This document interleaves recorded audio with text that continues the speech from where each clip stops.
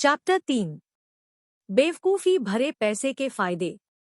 यहीं पर लेखक, एक पेशेवर निवेशक, पाठक से वादा करता है कि अगले 300 पृष्ठों तक वह अपनी सफलता के रहस्य साझा करेगा। लेकिन मेरी किताब में नियम नंबर 1 है, पेशेवरों की बात सुनना बंद करें। इस व्यवसाय में 20 वर्षों से मुझे विश्वास है कि मस्तिष्क के पारंपरिक 3% का उपयोग करने वाला कोई भी सामान्य व्यक्ति औसत वॉल स्ट्रीट विशेषज्ञ की तुलना में, यदि बेहतर नहीं तो समान रूप से स्टॉक चुन सकता है।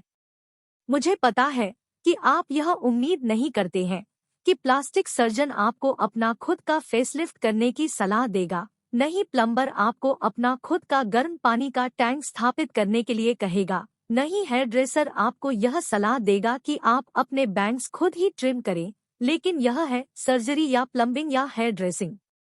यह निवेश है जहां स्मार्ट पैसा उतना स्मार्ट नहीं है और गूंगा पैसा वास्तव में उतना गूंगा नहीं है जितना वह सोचता है। गूंगा पैसा तभी गूंगा होता है जब वह स्मार्ट पैसे की बात सुनता है। वास्तव में शौकिया निवेशक के पास कई अंतर्निहित लाभ होते हैं जिनका यदि उपयोग किया जाता है तो उसके परिणामस्वरूप विशेषज्ञों और सामान्य रूप से बाजार से भी बेहतर प्रदर्शन हो सकता है। इसके अलावा जब आप अपना स्टॉक चुनते हैं तो आपको विशेषज्ञों से बेहतर प्रदर्शन करना चाहिए, अन्यथा परेशान क्यों? मैं बहकावे में नहीं आऊंगा और आपको अपने सभी म्यूचुअल फंड बेचने की सलाह नहीं दूंगा। अगर ऐसा बड़े पैमाने पर होने लगा तो मैं नौकरी से बाहर हो जाऊंगा। इसके अलावा म्यूचुअल फंड में कुछ भी गलत नहीं है, खासकर उनमें जो निवेशक के लिए लाभदायक हो।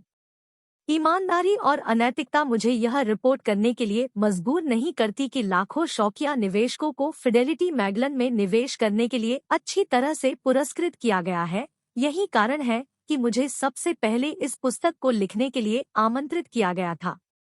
म्यूचुअल फंड उन लोगों के लिए एक अद्भुत आविष्कार है जिनके पास शेयर बाजार के खिलाफ अपनी बुद्धि का परीक्षण करने के लिए न तो समय है और न ही झुकाव है, साथ ही उन लोगों के लिए जिनके पास निवेश करने के लिए छोटी मात्रा में पैसा है, जो विविधीकरण चाहते हैं। जब आपने स्वयं निवेश करने का निर्णय ले लिया है तो आपको इसे अकेले करने का प्रयास करना चाहिए। इसका मतलब है कि हॉट टिप्स, ब्रोकरेज हाउसों की सिफारिशों और अपने पसंदीदा न्यूज़लेटर के नवीनतम मिस नहीं कर सकते सुझाव को अनदेखा करना अपने स्वयं के शोध के पक्ष में। इसका मतलब है कि उन शेयरों को नजरअंदाज करना जिन्हें आप सुनते हैं कि पीटर लिंच या कुछ इसी तरह के अधिकारी खरीद रहे हैं। पीटर लिंच जो खरीद रहे हैं उसे नजरअंदाज करने के कम से कम 3 अच्छे कारण हैं।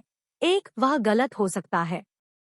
मेरे अपने पोर्टफोलियो से लगातार हारने वालों की एक लंबी सूची मुझे याद दिलाता है कि तथाकथित स्मार्ट मनी लगभग 40% समय में अत्यधिक मूर्खतापूर्ण होती है। 2, भले ही वह सही हो, आपको कभी पता नहीं चलेगा कि उसने कब स्टॉक के बारे में अपना मन बदल लिया और बेच दिया। और 3, आपके पास बेहतर स्रोत है और वे आपके चारों ओर हैं। जो चीज उन्हें बेहतर बनाती है वह यह है कि आप उन पर नजर रख सकते हैं, जैसे मैं अपनी नजर रखता हूँ। यदि आप आधे सतर्क रहते हैं तो आप शानदार प्रदर्शन करने वालों को सीधे अपने व्यवसाय के स्थान से या पड़ोस के शॉपिंग मॉल से चुन सकते हैं और वॉल स्ट्रीट द्वारा उन्हें खोजे जाने से बहुत पहले। दर्जनों कंपनियों पर बहुत सारे मौलिक विश्लेषण किए बिना क्रेडिट कार्ड धारक अमेरिकी उपभोक्ता बनना असंभव है, और यदि आप उद्योग में काम करते हैं तो और भी बेहतर। यहीं पर आपको 10 बैगर्स मिलेंगे। मैंने फिडेलिटी में अपनी उपस्थिति से इसे बार बार होते देखा है। वे अद्भुत 10 बैगर्स। वॉल स्ट्रीट की भाषा में 10 बैगर एक ऐसा स्टॉक है जिसमें आपने अपना पैसा 10 गुना कमाया है। मुझे संदेह है कि यह अत्यधिक तकनीकी शब्द बेसबॉल से उधार लिया गया है, जो केवल 4 बैगर या होम रन तक जाता है। मेरे व्यवसाय में एक 4 बैगर अच्छा है, लेकिन एक 10 बैगर 2 होम रन और एक डबल के बराबर वित्तीय है। यदि आपने कभी शेयर बाजार में निवेश किया है तो आप जानते हैं कि यह कितना आकर्षक हो सकता है। अपने निवेश करियर की शुरुआत में ही मुझमें 10 गुना पैसा कमाने का जुनून विकसित हो गया। मैंने जो पहला स्टॉक खरीदा था, फ्लाइंग टाइगर एयरलाइंस, वह मल्टीबैगर साबित हुआ जिसने मुझे ग्रेजुएट स्कूल तक पहुंचाया। पिछले दशक में कभी कभार 5 और 10 बैगर और दुर्लभ 20 बैगर ने मेरे फंड को प्रतिस्पर्धा से आगे निकलने में मदद की है और मेरे पास 1400 स्टॉक है। एक छोटे पोर्टफोलियो में भी इन उल्लेखनीय कलाकारों में से एक भी खोए हुए उद्देश्य को लाभदायक में बदल सकता है। यह आश्चर्यजनक है कि यह कैसे काम करता है। कमजोर शेयर बाजारों में इसका प्रभाव सबसे ज्यादा होता है। हाँ, कमजोर बाजारों में 10 बैगर्स होते हैं। आइए 1980 में वापस चलते हैं, महान बुल मार्केट की शुरुआत से 2 साल पहले। मान लीजिए कि आपने 22 दिसंबर 1980 को निम्नलिखित 10 शेयरों में $10,000 का निवेश किया और उन्हें 4 अक्टूबर 1983 तक अपने पास रखा। यह रणनीति ए है। रणनीति बी वही है, सिवाय इसके कि आपने 11वां स्टॉप एंड शॉप जोड़ा, जो बदल गया 10 बैगर बनो। रणनीति ए का नतीजा यह है कि लगभग 3 वर्षों में औसत 30.4% कुल रिटर्न के लिए आपका $10,000 बढ़कर $13,040 हो गया होगा। S&P 500 ने उसी अवधि में 40.6% का कुल रिटर्न पेश किया था।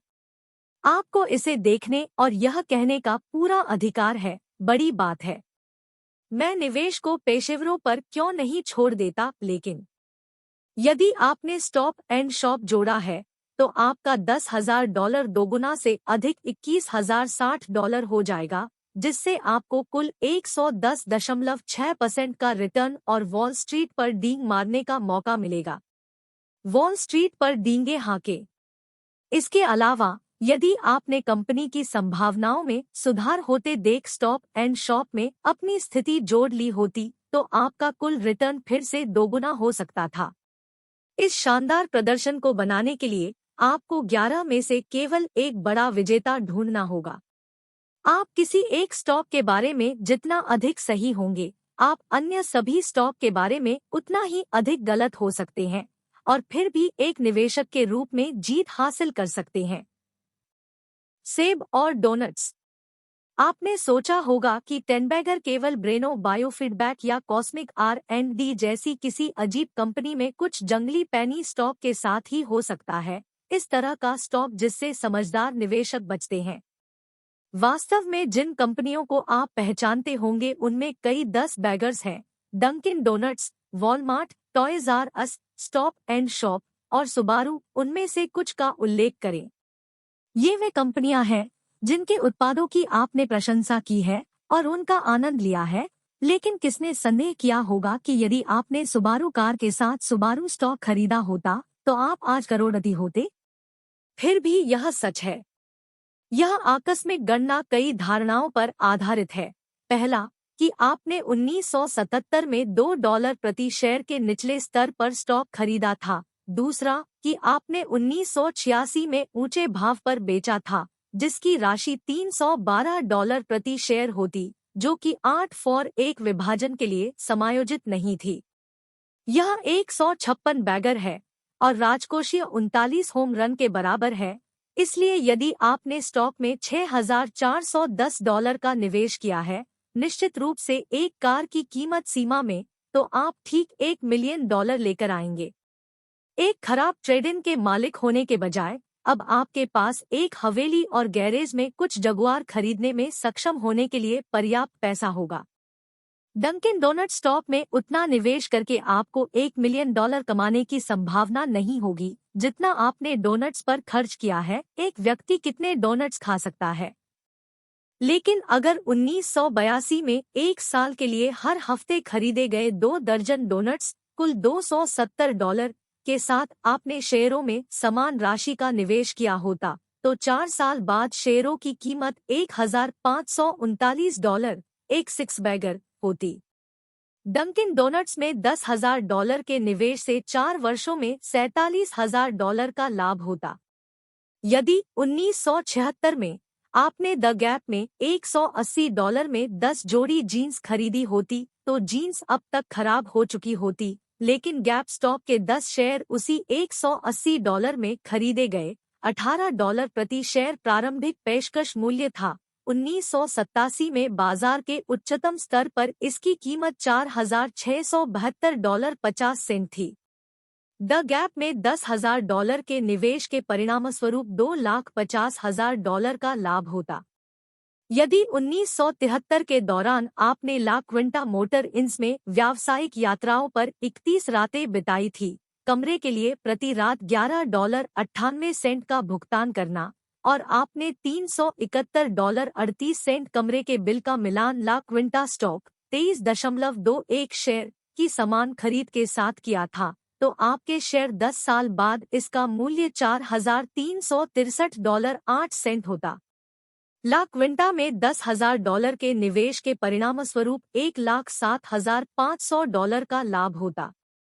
यदि 1969 के दौरान आपको सर्विस कॉरपोरेशन इंटरनेशनल के स्वामित्व वाले कई अंतिम संस्कार दुकानों में से किसी एक से किसी प्रियजन के पारंपरिक दफन $980 के लिए भुगतान करना पड़ा, और किसी तरह अपने दोह के बावजूद आप एससीआई स्टॉक में एक और $980 का निवेश करने में कामयाब रहे, 1987 में आपके 70 शेयरों का मूल्य $14,352.19 रहा होगा।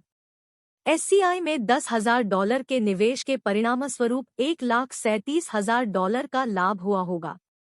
यदि 1982 में उसी सप्ताह के दौरान आपने पहला $2,000 का एप्पल कंप्यूटर खरीदा था ताकि आपके बच्चे अपने ग्रेड में सुधार कर सकें और कॉलेज में प्रवेश ले सकें, तो आपने एप्पल स्टॉक में $2,000 और डाल दिए, तो 1987 तक एप्पल में उन शेयरों का मूल्य $11,950 था, या कॉलेज में 1 वर्ष के लिए भुगतान करने के लिए पर्याप्त।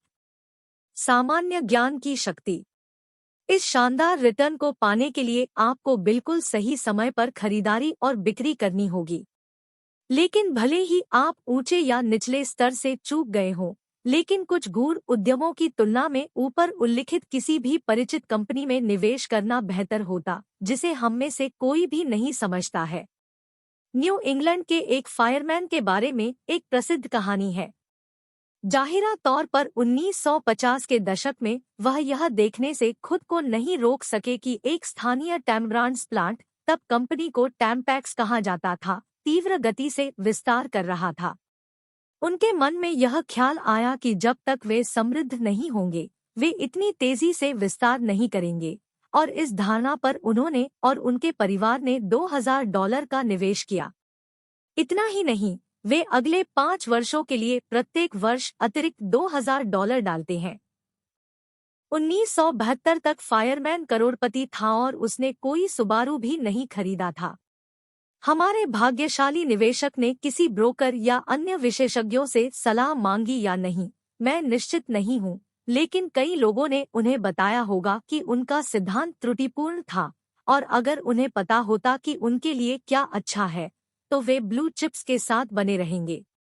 संस्थाएं खरीद रही थी, या उन गर्म इलेक्ट्रॉनिक्स मुद्दों के साथ जो उस समय लोकप्रिय थे। सौभाग्य से फायरमैन ने अपनी सलाह रखी। आपने शायद यह मान लिया होगा कि यह परिष्कृत और उच्चस्तरीय गपशप है, जो विशेषज्ञ क्वाट्रॉन मशीनों के बारे में सुनते हैं, जो हमें हमारे सर्वोत्तम निवेश विचार देते हैं। लेकिन मुझे अपने बहुत से विचार वैसे ही मिलते हैं जैसे फायरमैन को मिले थे। मैं साल में सैकड़ों कंपनियों से बात करता हूं और सीईओ, वित्तीय विश्लेषकों और म्यूचुअल फंड व्यवसाय में अपने सहयोगियों के साथ घंटों तक बहस करता रहता हूं, लेकिन मैं पाठ्येतर स्थितियों में बड़े विजेताओं पर ठोकर खाता हूं, उसी तरह जैसे आप कर सकते हैं। टैको बेल, कैलिफोर्निया की यात्रा के दौरान मैं बरिटो से प्रभावित हुआ।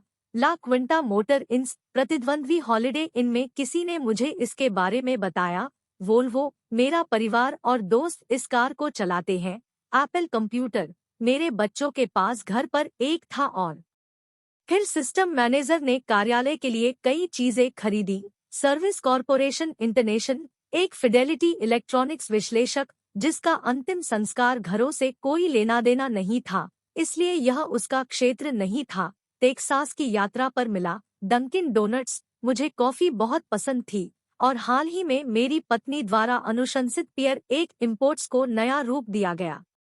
वास्तव में कैरोलिन मेरे सबसे अच्छे स्रोतों में से एक है। वह वही है जिसने एलेक्स की खोज की थी। एलेंडे सामान्य ज्ञान की शक्ति का आदर्श उदाहरण है। यह 70 के दशक के 2 सबसे सफल उपभोक्ता उत्पादों में से एक साबित हुआ। उस दशक के शुरुआती भाग में फिडेलिटी मैगलन का कार्यभार संभालने से पहले मैं फर्म में प्रतिभूति विश्लेषक के रूप में काम कर रहा था। मैं कपड़ा व्यवसाय के बारे में तब से जानता था जब मैंने देश भर में कपड़ा संयंत्रों का दौरा किया, लाभ मार्जिन की गणना की, मूल्य आय अनुपात और तानाबाना और वूफ की गूढ़ बातें सीखी। लेकिन इनमें से कोई भी जानकारी कैरोलिन जितनी मूल्यवान नहीं थी। मुझे अपने शोध में एलेंडे नहीं मिले। उसने इसे किराने की दुकान पर जाकर पाया। चेकआउट काउंटर के पास एक फ्रीस्टैंडिंग मेटल रैक में महिलाओं की पैंटी नली का एक नया डिस्प्ले था, जो रंगीन प्लास्टिक के अंडों में पैक किया गया था। कंपनी हैंस उपनगरीय बोस्टन सहित देश भर के कई स्थानों पर अंडों का परीक्षण विपणन कर रही थी। जब हैंस ने परीक्षण सुपरमार्केट छोड़ रही सैकड़ों महिलाओं का साक्षात्कार लिया और उनसे पूछा कि क्या उन्होंने अभी-अभी पैंटीहोस खरीदी है, तो एक उच्च प्रतिशत ने हाँ में उत्तर दिया। फिर भी उनमें से अधिकांश को ब्रांड का नाम याद नहीं आ सका। हैंस बहुत खुश था। यदि कोई उत्पाद ब्रांड नाम पहचान के बिना बेस्ट सेलर बन जाता है, तो कल्पना करें कि ब्रांड के प्रचारित होने के बाद वह कैसे बिकेगा। कैरोलिन को यह महसूस करने के लिए कपड़ा विश्लेषक होने की जरूरत नहीं थी कि एलेंडे एक बेहतर उत्पाद था। उसे बस एक जोड़ी खरीदनी थी और उन्हें आजमाना था। इन स्टॉकिंग्स में वह था जिसे वे भारी डेनियर कहते हैं, जिससे उनमें सामान्य स्टॉकिंग्स की तुलना में रन विकसित होने की संभावना कम थी। वे बहुत अच्छे से फिट भी होते हैं, लेकिन मुख्य आकर्षण सुविधा थी। आप बबल गम और रेजर ब्लेड के ठीक बगल से अंडे ले सकते हैं, और इसके लिए आपको डिपार्टमेंटल स्टोर में जाने की जरूरत नहीं पड़ेगी। हैंस ने पहले से ही डिपार्टमेंटल स्टोर्स और स्पेशलिटी स्टोर्स में स्टॉकिंग्स का अपना नियमित ब्रांड बेच दिया है। हालांकि कंपनी ने निर्धारित किया था कि महिलाएं आमतौर पर हर 6 सप्ताह में एक या दूसरे के पास जाती हैं, जबकि वे सप्ताह में 2 बार किराने की दुकान पर जाती हैं, जिससे उन्हें नियमित रूप से खरीदने के हर एक मौके के लिए एलेंडे खरीदने के 12 मौके मिलते हैं। ब्रांड किराने की दुकान में मोजा बेचना एक बेहद लोकप्रिय विचार था। आप चेकआउट काउंटर पर किराने की गाड़ियों में प्लास्टिक के अंडे रखने वाली महिलाओं की संख्या देखकर इसका पता लगा सकते हैं। आप बस कल्पना कर सकते हैं कि खबर फैलने के बाद देश भर में कितने एलेंडे बेचे जाने वाले थे। कितनी महिलाएं जिन्होंने पैंटीहोस खरीदी, स्टोर क्लर्क जिन्होंने महिलाओं को देखा पैंटीहोस खरीदना, और जिन पतियों ने महिलाओं को पैंटीहोस के साथ घर आते देखा, उन्हें एलेक्स की सफलता के बारे में पता था। लाखों उत्पाद पेश होने के 2 या 3 साल बाद आप हजारों सुपरमार्केट में से किसी एक में जा सकते थे और महसूस कर सकते थे कि यह सबसे ज्यादा बिकने वाला उत्पाद था। वहां से यह पता लगाना काफी आसान था कि एलेंडे हैंस द्वारा बनाए गए थे और हैंस न्यूयॉर्क स्टॉक एक्सचेंज में सूचीबद्ध थे। एक बार जब कैरोलिन ने मुझे हैंस के बारे में सचेत किया, तो मैंने कहानी पर पारंपरिक शोध किया। कहानी मेरी सोच से भी बेहतर थी, इसलिए टैम्ब्रांड्स खरीदने वाले फायरमैन के समान विश्वास के साथ मैंने फिडेलिटी के पोर्टफोलियो प्रबंधकों को स्टॉक की सिफारिश की। कंसोलिडेटेड फूड्स, जो अब सारा ली है, के कब्जे में आने से पहले हैंस सिक्सबैगर साबित हुआ। एलेक्स अभी भी सारा ली के लिए बहुत पैसा कमाता है और पिछले 1 दशक में इसमें लगातार वृद्धि हुई है। मुझे विश्वास है कि यदि हैंस को खरीदा नहीं गया होता तो वह 50 बैगर होता। एल अंडे की खूबी यह है कि आपको इसके बारे में शुरू से जानने की जरूरत नहीं है। एलेक्स के देश भर में प्रचार के बाद आप पहले साल, दूसरे साल या यहाँ तक कि तीसरे साल में हैंस का स्टॉक खरीद सकते थे और आपने अपना पैसा कम से कम 3 गुना कर लिया होता। लेकिन बहुत से लोगों ने ऐसा नहीं किया, खासकर पतियों ने। पति आमतौर पर नामित निवेशकों के रूप में भी जाने जाते हैं। शायद सौर ऊर्जा स्टॉक या सैटेलाइट डिश कंपनी के स्टॉक खरीदने और अपनी सामूहिक कमीज खोने में बहुत व्यस्त थे। मेरे मित्र हैरी हाउंडस्टूथ पर विचार करें, जिसका नाम मैंने दुर्भाग्यशाली लोगों की रक्षा के लिए बदल दिया है। दरअसल हम सभी में थोड़ा बहुत हाउंडस्टूथ मौजूद है। इस नामित निवेशक, ऐसा लगता है कि प्रत्येक परिवार में एक है, ने अभी सुबह का समय पढ़ा है वॉल स्ट्रीट जर्नल, साथ ही $250 प्रति वर्ष का स्टॉक मार्केट न्यूज़लेटर जिसकी वह सदस्यता लेता है। वह एक और रोमांचक स्टॉक प्ले की तलाश में है जिसमें सीमित जोखिम लेकिन बड़ी संभावनाएं हों। दोनों में पत्रिका और उनके न्यूज़लेटर में विंचेस्टर डिस्क ड्राइव्स का अनुकूल उल्लेख है, जो एक शानदार भविष्य वाली जिद्दी छोटी कंपनी है। हाउंडस्टूथ को क्ले पिजन से डिस्क ड्राइव के बारे में नहीं पता है, लेकिन वह अपने ब्रोकर को फोन करता है और उसे पता चलता है कि मेरिल लिंच ने विंचेस्टर को अपनी आक्रामक खरीद सूची में डाल दिया है। हाउंडस्टूथ का मानना है कि यह सब महज संयोग नहीं हो सकता। उन्हें जल्द ही यकीन हो गया कि अपनी मेहनत की कमाई में से $3000 विंचेस्टर में लगाना एक बहुत ही चतुर विचार है। आखिरकार उन्होंने शोध कर लिया है। हाउंडस्टूथ की पत्नी हेनरीटा, जिसे उस व्यक्ति के रूप में भी जाना जाता है जो पैसे के गंभीर व्यवसाय को नहीं समझता है, इन भूमिकाओं को उल्टा किया जा सकता है, लेकिन आमतौर पर ऐसा नहीं होता है, अभी शॉपिंग मॉल से लौटी है जहां उसने महिलाओं के लिए एक शानदार नए परिधान स्टोर की खोज की है। लिमिटेड कहा जाता है। जगह भीड़ भाड़ वाली है। ग्राहकों के साथ वह अपने पति को दोस्ताना सेल्सपर्सन और शानदार सौदेबाजी के बारे में बताने के लिए इंतजार नहीं कर सकती। वह कहती है, मैंने जेनिफर की पूरी अलमारी खरीदी, केवल $275। $275 नामित निवेशक को परेशान करता है। जबकि आप पैसे बर्बाद कर रहे हैं, मैं घर पर यह पता लगा रहा हूं कि इसे कैसे बनाया जाए। विंचेस्टर डिस्क ड्राइव इसका उत्तर है। किसी निश्चित चीज के जितना करीब आप पा सकते हैं। हम इसमें $3000 लगा रहे हैं। मुझे आशा है कि आप जानते हैं कि आप क्या कर रहे हैं, वह व्यक्ति जो पैसे के गंभीर व्यवसाय को नहीं समझता है, कहता है। हेवलाइट फोटो सेल याद है? वह निश्चित बात $7 से बढ़कर $3.50 हो गई। हमें $1500 का नुकसान हुआ। हाँ, लेकिन वह हेवलाइट था। यह विंचेस्टर है। Wall street journal call disk drive इस दशक के प्रमुख विकास उद्योगों में से एक है। इसमें शामिल न होने वाले हम अकेले क्यों हों? बाकी कहानी की कल्पना करना आसान है। विंचेस्टर डिस्क ड्राइव्स की तिमाही खराब रही है, या डिस्क ड्राइव उद्योग में अप्रत्याशित प्रतिस्पर्धा है और स्टॉक की कीमत $10 से गिरकर $5 हो गई है। चूंकि नामित निवेशक के पास यह समझने का कोई संभावित तरीका नहीं है कि इसका क्या मतलब है, उसने फैसला किया कि समझदारी वाली बात इसे बेचना है, इस बात से खुश होकर कि उसे केवल $1500 का नुकसान हुआ या जेनिफर के वार्डरोब के 5 सेट से थोड़ा अधिक। इस बीच हाउंडस्टूथ को पता नहीं था कि द लिमिटेड, जिस स्टोर ने उनकी पत्नी हेनरिएटा को प्रभावित किया था, का शेयर मूल्य लगातार बढ़ रहा है। दिसंबर 1979 में 50 सेंट प्रति शेयर से भी कम विभाजन के लिए समायोजित से 1983 में $9 तक।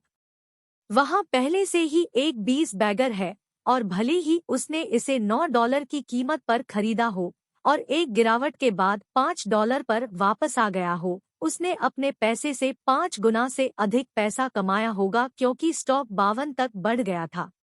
यह शुरू से ही 100 बैगर से अधिक है, इसलिए यदि हाउंडस्टूथ ने पहले ही $10,000 का निवेश किया होता तो उसने स्टॉक पर $1 मिलियन से अधिक की कमाई की होती। अधिक यथार्थवादी रूप से, यदि श्रीमती हाउंडस्टूथ ने अलमारी में रखे गए $275 को स्टॉक में रखे गए अन्य $275 के साथ मिला दिया होता, तो यह कल्पना की जा सकती है कि उनके छोटे से निवेश से भी उनकी बेटी के लिए एक सेमेस्टर की ट्यूशन का भुगतान हो जाता। लेकिन हमारे नामित निवेशक जिसके पास विंचेस्टर में बिक जाने के बाद भी लिमिटेड में खरीदारी करने के लिए काफी समय था, ने जीवन साथी की इस बेहतरीन टिप को नजरअंदाज करना जारी रखा। उस समय तक देश में 400 लिमिटेड स्टोर थे और उनमें से अधिकांश में भीड़ थी, लेकिन हाउंडस्टूथ इतना व्यस्त था कि इस पर ध्यान नहीं दिया गया। बूने पिकन्स मेसा पेट्रोलियम के साथ जो कर रहा था उसका वह अनुसरण कर रहा था। 1987 के अंत के आसपास और शायद 508 बिंदु से ठीक पहले जिगल हाउंडस्टूथ को अंततः पता चलता है कि लिमिटेड उसकी ब्रोकरेज फर्म की खरीद सूची में है। इसके अलावा 3 अलग-अलग पत्रिकाओं में आशाजनक लेख आए हैं। स्टॉक बड़े संस्थानों का प्रिय बन गया है और 30 विश्लेषक इस पर काम कर रहे हैं। नामित निवेशक को यह एहसास होता है कि यह एक ठोस, सम्मानजनक खरीदारी है। अजीब बात है, वह एक दिन अपनी पत्नी से बुदबुदाया, क्या आपको वह स्टोर याद है जो आपको पसंद है, द लिमिटेड? एक सार्वजनिक कंपनी बन गई। इसका मतलब है कि हम स्टॉक खरीद सकते हैं। बहुत अच्छा स्टॉक बूट करने के लिए पीबीएस पर मेरे द्वारा देखे गए विशेष को देखते हुए मैंने सुन लिया। फोर्ब्स यहाँ तक कि इस पर एक कवर स्टोरी भी थी। वैसे भी स्मार्ट मनी से इसे पर्याप्त मात्रा में प्राप्त नहीं किया जा सकता है। सेवानिवृत्ति निधि से कम कुछ हजार का मूल्य होना चाहिए। हमें अभी भी सेवानिवृत्ति निधि में कुछ हजार मिले हैं? संशयवादी हेनरिएटा पूछती है। बेशक हम ऐसा करते हैं, नामित निवेशक झुंझलाता है। और यह जल्द ही और अधिक हो जाएगा। आपके पसंदीदा स्टोर को धन्यवाद। हेनरिएटा कहती है, लेकिन मैं अब द लिमिटेड पर खरीदारी नहीं करती। माल की कीमत बहुत अधिक है और अब यह अद्वितीय नहीं रह गया है। अन्य दुकानों में भी अब यही चीज उपलब्ध है। हमारे नामित निवेशक कहते हैं, इसका किसी भी चीज से क्या लेना देना है।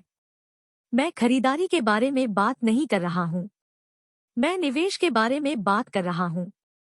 हाउंडस्टूथ ने $50 पर स्टॉक खरीदा, जो 1987 के सर्वकालिक उच्च स्तर के करीब था।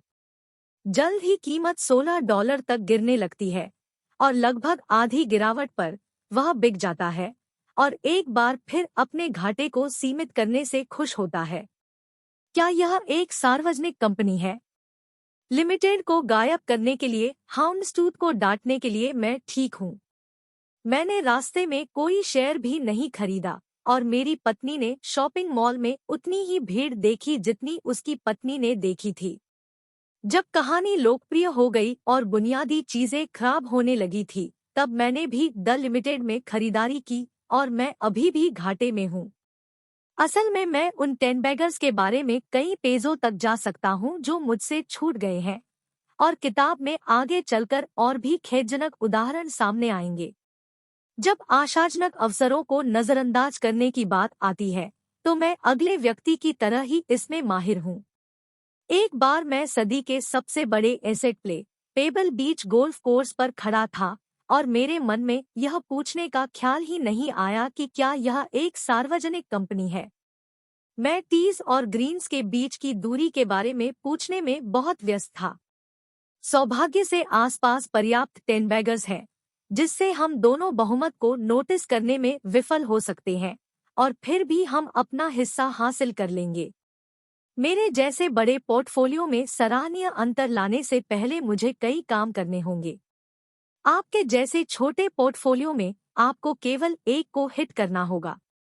इसके अलावा एलेक्स या डंकिन डोनट्स जैसी परिचित कंपनियों में निवेश करने के बारे में अच्छी बात यह है कि जब आप स्टॉकिंग्स पर प्रयास करते हैं या कॉफी पीते हैं, तो आप पहले से ही उस तरह का मौलिक विश्लेषण कर रहे होते हैं जिसे करने के लिए वे वॉल स्ट्रीट विश्लेषकों को भुगतान करते हैं। स्टोर पर जाना और उत्पादों का परीक्षण करना विश्लेषक के काम के महत्वपूर्ण तत्वों में से एक है। कार या कैमरे खरीदने के जीवन काल के दौरान आपको यह समझ विकसित हो जाती है कि क्या अच्छा है और क्या बुरा है, क्या बिकता है और क्या नहीं। यदि यह कारें नहीं हैं जिनके बारे में आप कुछ जानते हैं, तो आप किसी और चीज के बारे में कुछ जानते हैं। और सबसे महत्वपूर्ण बात यह है कि आप इसे वॉल स्ट्रीट के जानने से पहले जानते हैं। जब आप पहले से ही अपने क्षेत्र में 8 नई फ्रेंचाइजी खुलते देख चुके हैं, तो मेरिल लिंच रेस्तरां विशेषज्ञ द्वारा डंकिन डोनट्स की सिफारिश करने का इंतजार क्यों करें? मेरिल लिंच रेस्तरां विश्लेषक डंकिन डोनट्स पर ध्यान नहीं देंगे, जिन कारणों से मैं जल्द ही समझाऊंगा, जब तक कि स्टॉक $2 से $10 तक न बढ़ जाए, और आपने इसे तब देखा जब स्टॉक $2 पर था। गीगाहर्ट्ज को गिगिंग करना। शौकिया निवेशकों के बीच किसी कारण से शहर में डोनट खाते हुए गाड़ी चलाने को इक्विटी की जांच के प्रारंभिक चरण के साथ जोड़ना परिष्कृत अभ्यास नहीं माना जाता है। लोग ऐसी किसी चीज में निवेश करने में अधिक सहज दिखते हैं जिसके बारे में वे पूरी तरह से अनभिज्ञ हैं। वॉल स्ट्रीट पर एक अलिखित नियम प्रतीत होता है, यदि आप इसे नहीं समझते हैं तो अपनी जीवन भर की बचत इसमें लगा दें। कोने के आसपास के उद्यम से दूर रहें जिस पर कम से कम नजर रखी जा सके, और उस उद्यम की तलाश करें जो समझ से बाहर उत्पाद का निर्माण करता है। मैंने अभी एक दिन ऐसे ही एक अवसर के बारे में सुना। मेरे डेस्क पर किसी द्वारा छोड़ी गई एक रिपोर्ट के अनुसार यह एक ऐसी कंपनी में निवेश करने का शानदार मौका था जो 1 मेगाबिट एसरैम सीमॉस पूरक धातु ऑक्साइड सेमीकंडक्टर बनाती है, द्विध्रुवी जोखिम, कम शिक्षाप्रद set computer, floating point data I/O array processor, optimising compiler, 16 bytes dual port memory, Unix operating system, Whetstone megaflop polysilicon emitter, high band चौड़ाई 6 गीगाहर्ट्ज, डबल मेटलाइजेशन संचार प्रोटोकॉल, एसिंक्रोनस बैकवर्ड संगतता, परिधीय बस वास्तुकला, 4 तरफा इंटरलीव्ड मेमोरी और 15 nanosecond क्षमता। मेरे गीगाहर्ट्ज को गिग करें और मेरे मेगाफ्लॉप को व्हेटस्टोन करें, यदि आप नहीं बता सकते कि क्या वह था। एक घुड़दौड़ का घोड़ा या एक मेमोरी चिप से आपको दूर रहना चाहिए, भले ही आपका ब्रोकर इसे अनगिनत नैनोबक्स बनाने के दशक के अवसर के रूप में अनुशंसित करने के लिए कह रहा हो। पत्तागोभी के पैच पर एक चेचक। क्या इसका मतलब यह है कि मुझे लगता है कि आपको हर नई फास्ट फूड फ्रेंचाइजी, हर व्यवसाय जिसमें एक लोकप्रिय उत्पाद है, या हर सार्वजनिक कंपनी जो स्थानीय मॉल में आउटलेट खोलती है, में शेयर खरीदना चाहिए? यदि यह इतना आसान होता तो मैं बिल्डनर पर पैसा नहीं खोता, मेरे कार्यालय के ठीक सामने वाली यूपी 711। यदि मैं केवल सैंडविच पर ही अटका रहता और स्टॉक पर नहीं, तो इसके 50 शेयरों से शायद ही आप राई पर एक ट्यूना खरीद पाते। इस पर बाद में और अधिक जानकारी। और कोलेको के बारे में क्या ख्याल है? सिर्फ इसलिए कि कैबेज पैच डॉल इस सदी का सबसे अधिक बिकने वाला खिलौना था, यह खराब बैलेंस शीट वाली एक औसत दर्जे की कंपनी को नहीं बचा सका, और हालांकि स्टॉक में 1 या 2 साल के लिए नाटकीय रूप से वृद्धि हुई, सबसे पहले घरेलू वीडियो गेम से प्रेरणा मिली और फिर गोभी पैच के उत्साह से, अंततः यह 1983 में $65 के उच्च स्तर से गिरकर हाल ही में 1 पर आ गया, जैसे ही कंपनी आगे बढ़ी।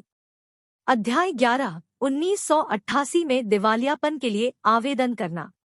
आशाजनक कंपनी ढूंढना केवल पहला कदम है।